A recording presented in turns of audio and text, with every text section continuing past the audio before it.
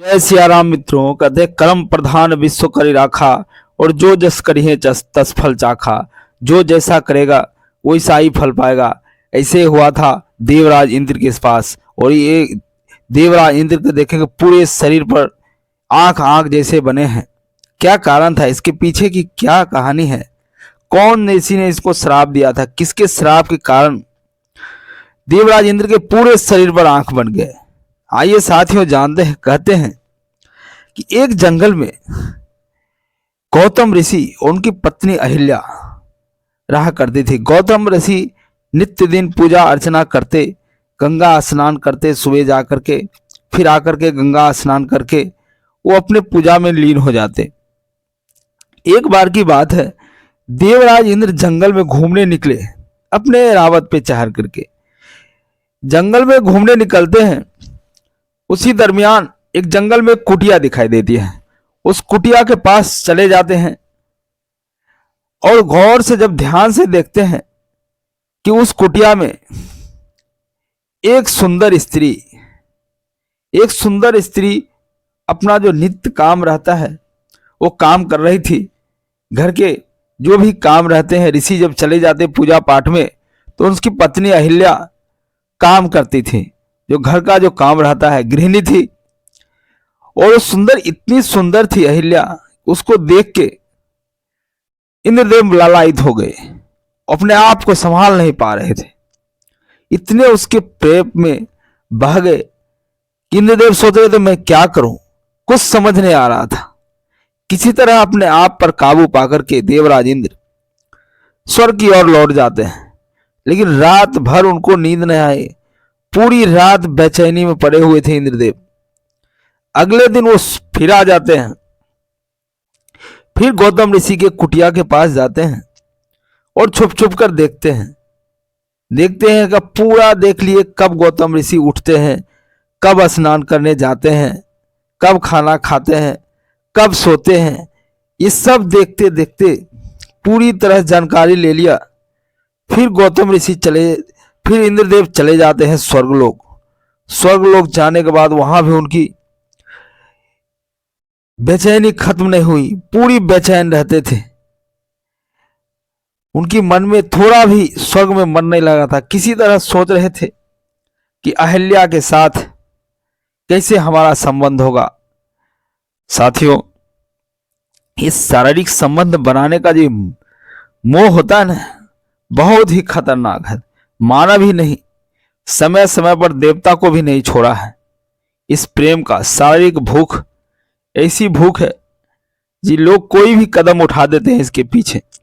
वही देवराज इंद्र चाहते हैं चंद्रमा के पास चले जाते हैं, चंद्रमा के पास, और कहते हैं हे चंद्रदेव, आप मुझे मदद करो। फिर चंद्रदेव कहते हैं क्या हुआ, क्यों आप इतना बेचैन है भगवान? आप प्रभु बोलिए, मैं क्या आपको मदद कर सकता हूं? तो अपनी आप बीती कहानी सुनाई। बोला आप मुर्गा बन जाओ, और मुर्गा बनके गौतम ऋषि के आश्रम के सामने अब आवाज देना। लोग उसी को अपनी पूरी बात बताती है जो उससे मन मिलता हो। कहा जाता है एक बार चंद्रदेव भी अपनी गुरु के पत्नी को लेकर के भाग गया था। मित्रों, फिर चंद्रदेव कहते हैं आप साफ साफ बताइए भगवान, क्या है आपकी परेशानी, क्या है? तो बोलते हैं इंद्रदेव, देखो भाई, एक जंगल में गौतम ऋषि है और उसकी पत्नी अहिल्या बहुत ही खूब सुंदर है, और उससे हमको प्यार हो गया। उसके प्रेम में इस तरह पागल हो गया हूं कि मैं रात को नींद नहीं आता, मैं कुछ खा भी नहीं पा रहा हूं, एकदम हमेशा बेचैन रहता हूं। इसलिए तुम इस काम में मेरी मदद करो। तुम मुर्गा बनके जैसे ही गौतम ऋषि के कुटिया के सामने आवाज दोगे, गौतम ऋषि का नींद खुल जाएगा। तुम जोर से बोलना, गौतम ऋषि के नींद खुल जाएंगे। जब गौतम ऋषि स्नान के लिए चले जाते हैं गंगा किनारे, तब हम उनके पत्नी से मिल लेंगे। इस बीच में चंद्रदेव ने इस काम के लिए तैयार हो गया और दोनों निकल जाते हैं चंद्र भगवान और इंद्रदेव गौतम ऋषि की कुटिया की तरफ, और जाते जाते जाते पहुंचते हैं गौतम ऋषि के कुटिया में। आसपास पहले देखते हैं, भ्रमण करते हैं, क्या है यहाँ का, कैसे रह रहे हैं गौतम ऋषि। गौतम ऋषि कुटिया में और कौन कौन रहता है। तत्पश्चात जब आवाज लगाता है मुर्गा बन के चंद्रदेव ने, तब गौतम ऋषि अपनी पत्नी के साथ सो रहे थे। देखते हैं एक मुर्गा का आवाज आया, तो गौतम ऋषि सोचते हैं शायद सवेरा हो गया, अब चलना चाहिए। फिर वो अपने कमंडल उठाते हैं और वहां से निकल जाते हैं। जब पहुंचते हैं गंगा किनारे, तो देखते हैं कि ना तो यहां कोई पशु पक्षी का हलचल है, ना ही कोई जानवर का हलचल है। नित्य दिन जब जाया करते थे तो वहां पशु पक्षी और जानवर का हलचल हुआ करता था, लेकिन आज तो कुछ भी नहीं है। उनको थोड़ा सा संदेह हो गया। गौतम ऋषि बहुत ही ज्ञानी महर्षि थे, बहुत ही बुद्धिमान थे। वो समझ गए हो न हो मेरे साथ कोई छल किया है। वो वहां पर से निकल गए अपनी कुटिया की तरफ, और इतने बीच में इंद्र ने क्या किया, गौतम ऋषि का वेश बना करके चले जाते हैं। अहिल्या के पास गौतम ऋषि की पत्नी थी, और वहां पे उनकी मीठी मीठी प्यार की बातें करने लगते हैं और अपने बाहों में जकड़ लेते हैं और उनसे शारीरिक संबंध बनाना चालू कर देते हैं। इतने में गौतम ऋषि जब पहुंचते हैं अपनी कुटिया के पास, तो देखते हैं दरवाजे पे एक मुर्गा है। तो अपने कमंडल से जल छिड़कते हैं, लेते हैं और मंत्र पढ़कर मारते हैं। तो देखते हैं ये तो चंद्र है, ये तो चंद्र भगवान है। ये चंद्रदेव यहां मुर्गा के भेष में क्या कर रहा है। उनको संदेह हो जाता है,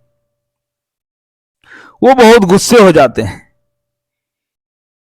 इतने में गुस्से तो हो ही थे, जब अंदर जाते हैं तो सेम उन्हीं का भेष में, उन्हीं का रूप में एक व्यक्ति उनके पत्नी के साथ शारीरिक संबंध बना रहा है। तब गौतम ऋषि और गुस्सा हो जाते हैं, और गुस्सा होते हैं और अपने कमंडल से जल लेते हैं और मारते हैं उसके ऊपर। बोला कौन है ये, तो देखते हैं ये तो इंद्र है। इंद्र ने मेरे पत्नी के साथ ऐसा किया है। तब इंद्र वहां से निकलने की कोशिश करता है, भागने की कोशिश करता है। तब वो अपने पत्नी को कहते हैं, हे नारी, तुम्हें अपने और पराये में कोई फर्क नहीं लगा? किसके साथ तुम सो रही हो, किसके साथ काम वासना में लीन हो? बोलता है प्रभु मुझे माफ कर दीजिए। बोला तुमसे तो अच्छा पत्थर है, और मैं तुम्हें श्राप देता हूं कि तुम पत्थर के हो जाओ, क्योंकि जिस स्त्री को अपने और पराये में फर्क नहीं हो, उस स्त्री को पत्थर के समान ही है, और तुम पत्थर का हो जाओ।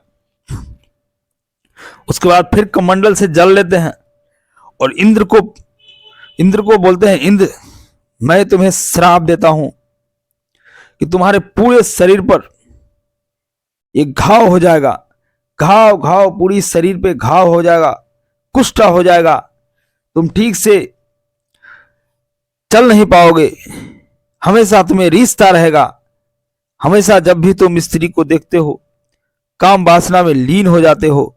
इसलिए मैं तुम्हें श्राप देता हूं कि तुम्हारे पूरे शरीर पे कुष्ठ हो जाएगा, तुम हमेशा परेशान रहोगे। उसके बाद इंद्रदेव ने महर्षि के चरणों में गिर करके कहता, हे महर्षि मुझे माफ कर दिए, मुझसे भारी भूल हो गई है, मुझसे ये श्राप वापस ले लीजिए, मैंने बहुत बड़ा गलती किया है, मुझे माफ कर दीजिए महर्षि। महर्षि कहते हैं मेरा दिया हुआ श्राप लौटा तो नहीं सकता, क्योंकि और ये झूठा भी नहीं होगा, लेकिन मैं इसको बदल जरूर सकता हूं। ये जो तुम्हारे शरीर पे जितने घाव हैं, कुष्ठ फूटे हुए हैं, ये आंखों में परिवर्तित हो जाएगा। और इंद्रदेव के पूरे शरीर में वो घाव जो था वो आंखों में परिवर्तित हो गया। तब अहिल्या कहती है, प्रभु जिस काम के लिए मुझे आप श्राप दिए हैं, मैंने वो तो मेरा गलती क्या है? मैं तो आपके शक्ल में आया इंसान, उसे मैंने अपनाया, मैं सोचा आप है, इसमें मेरा क्या गलती है प्रभु?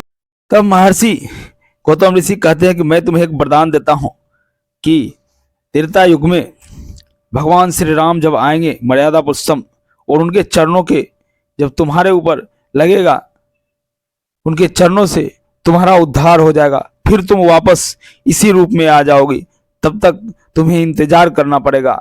ये श्राप था महर्षि का, गौतम ऋषि का साथियों।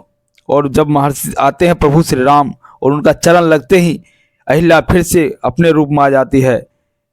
आइए साथियों देखिए इस कहानी कैसी लगी, कमेंट्स कर जरूर बताइएगा। अगर अच्छा लगे तो वीडियो को लाइक कर दीजिएगा, और चैनल पे नए चैनल को सब्सक्राइब कर लीजिएगा, और साथियों को भी शेयर कर दीजिएगा, क्योंकि इस तरह के धार्मिक प्रसंग हमारे चैनल पर आते रहते हैं। जैसे कर्म करता है वैसे ही फल भोगता है आदमी, और इंद्र ने भी जैसे कर्म किया वैसे ही फल भोगा। जय श्री राम।